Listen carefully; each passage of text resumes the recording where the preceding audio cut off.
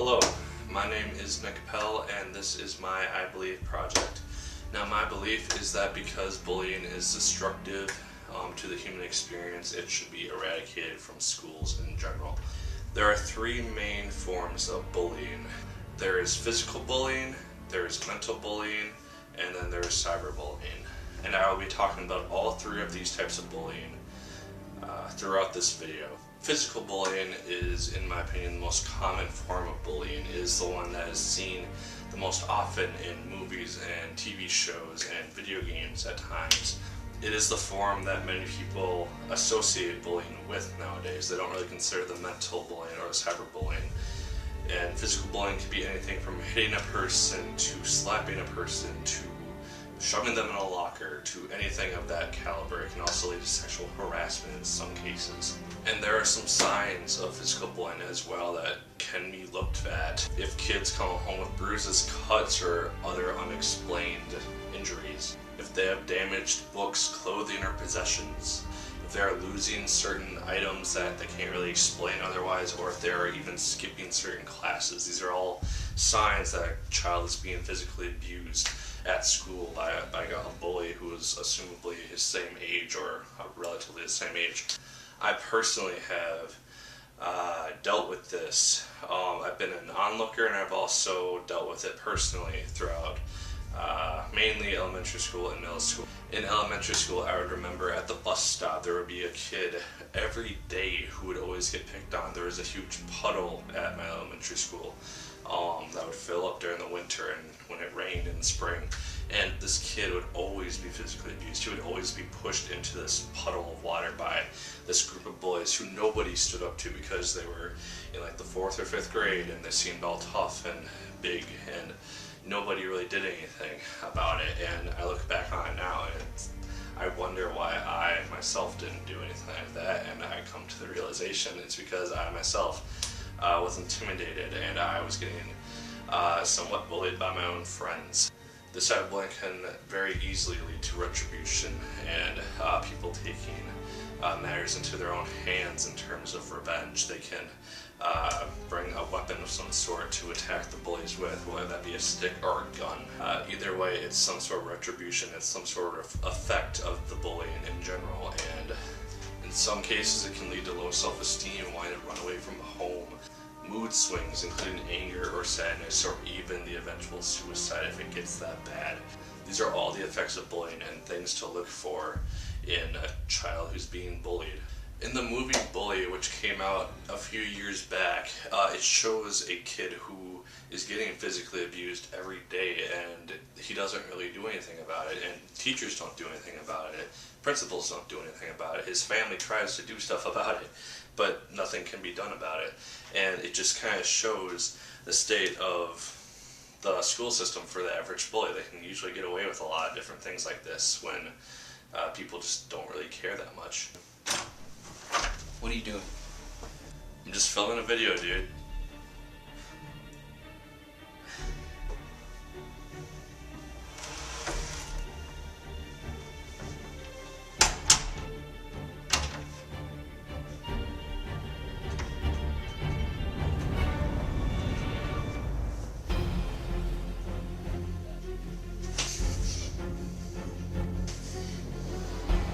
This is a joke? So not to make any more videos. You just have to for class.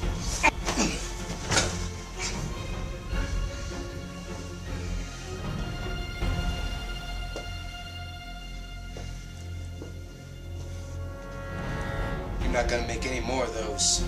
Do you understand me? Screw you. What did you say?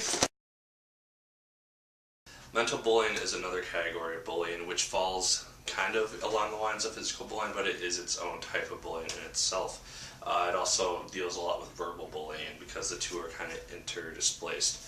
Mental bullying is essentially when the effects of bullying, more than likely verbally, kind of get into someone's head. No one is physically abused usually, but the things that they are called or the things that are said to them get to their head and cause emotional or psychological problems or effects in the person. This can lead to low self-esteem in the individual, among other things that were stated in the physical bullying section. I myself dealt with mental or verbal bullying periodically.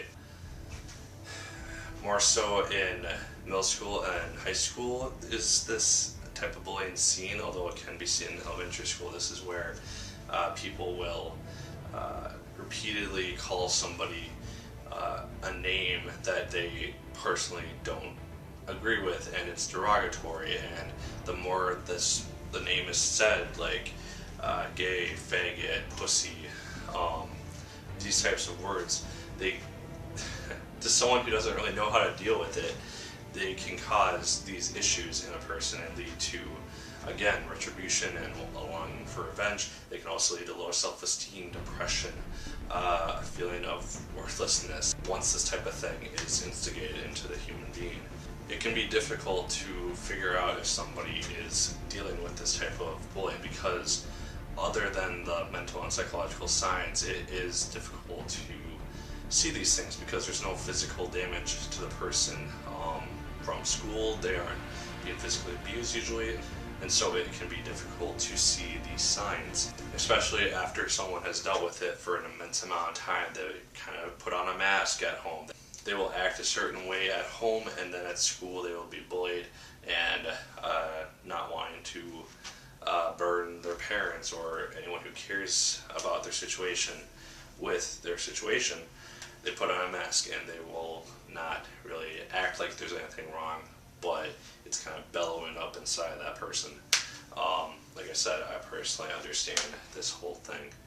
There are times, however, that the physical aspect will intermingle with the mental aspect, because with the physical abuses, the bully can administer derogative terms to their victim, and those two aspects combine a feeling of defenselessness and helplessness, along with derogatory statements which lower the self-esteem even more so. Those are the types of things which can really harm a kid, and they will inflict the effects of the bullying itself upon the person much quicker and much deadlier in some cases. Hey, bitch, give me your camera. No, I'm still filming my video, dude, because that's what I'm doing. You need to leave right now. Whoa. Okay, let me explain something here. You're saying to me that you want me to leave without your camera? Yeah, that's what I'm saying.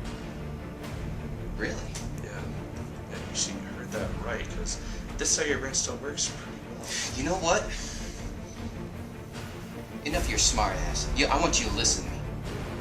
When you are gonna give something to me, that's when I say you're gonna give it to me. When I say you're gonna do something, you're gonna do it. Huh? Because there's nothing that you bitch-ass beard can do about it. You're such a grown asshole.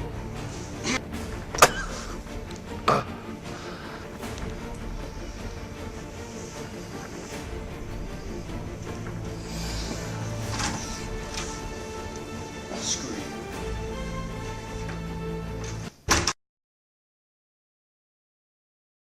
And the last main form of bullying is cyberbullying. This is a relatively new type of bullying. Physical and mental bullying, they have been around for years, and have they been dealt with? No, but cyberbullying is probably the most difficult one to control. Cyberbullying is essentially where you basically do the same thing as verbal or mental bullying, but you do it over a message or a text message or Facebook or Twitter, but you basically follow that person home in a sense. With the first two types of bullying, they usually reside in the school, so the kid will deal with it for 8 hours and then they can go home. They can be relatively peaceful and they can be relatively happy. With cyberbullying, if it can follow you home, because if the bully has your number, they can text you things like "go kill yourself" or "you're worthless, I hate you," those types of things. It can follow you on Facebook or Twitter if you were to trust somebody and tell them personal information, and then that person told other individuals and they put that on Facebook or Twitter and made it public knowledge. That's another way of doing it, because the whole public will know about this thanks to Facebook and Twitter because of how wide the social media is at this point. So it can be very, very difficult to contain, very difficult to stop. Now sometimes the cyberbullies are bullied outside of the internet and they're using a scapegoat name, so a username which covers up their actual identity, and they use that to instigate their bullying. Other times the person is a bully in actual real life and they just use it as an extension to further bully an individual or bully multiple individuals at the same time. Cyberbullying is a huge issue, and it's something which is not really going to be dealt with anytime soon, because it's so difficult to control. At least at schools there is a potential to control physical and mental bullying, because if a teacher hears it or somebody sees it, it can be dealt with more or less, because there can be consequences. With cyberbullying, once it takes off and someone is targeted, it's very difficult to untarget that individual. Signs of it are kind of the same as the other two: low self-esteem, feeling sad or lonely or depressed, and potentially having suicidal thoughts. There are people who in the last few years have been cyberbullied, and then they ended up committing suicide because of how immense the bullying was online, whether it was a sex tape that somebody made of an individual that they spread online, or if it was just a personal secret that they did not want conveyed to other people.